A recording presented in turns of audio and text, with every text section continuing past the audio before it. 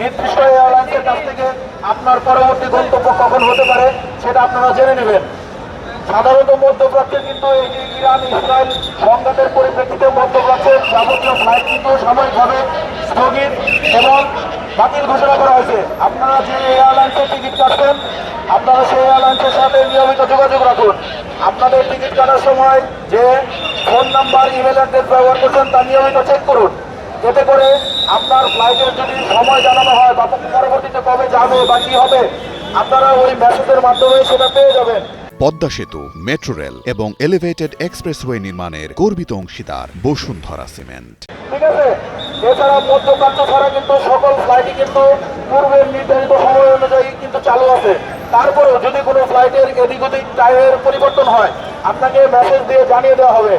আর আপনারা এখানে যারা আছেন প্লিজ সহযাত্রীরা এখান থেকে নিচে নেমে যাত্রীদের নিরাপদ চলাচলের জন্য আপনাদের সহযোগিতা একান্ত কাম্য।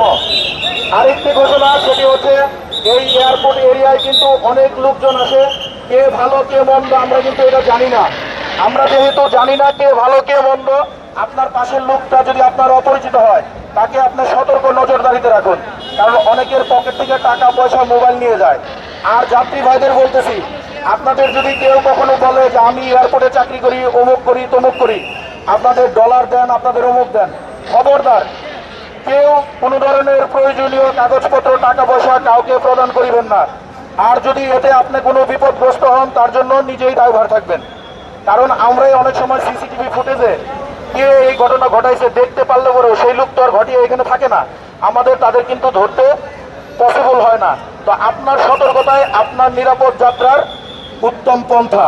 আশা করি আমার আমি যেটা বললাম আপনারা সকলেই বুঝতে পারছেন এবং আপনাদের নিয়ে আমাদের কাজ। সকলের ভারাক্রান্ত মন থেকে আত্মীয় স্বজন যায়, আমরা চাবো যে আমাদের কাজের সাথে আপনারা সহযোগিতা প্রদান করবেন এবং আপনার যে ভাইটি যাচ্ছে সে আমারও ভাই, সে যাতে নিরাপদে তার গন্তব্যে পৌঁছাতে পারে।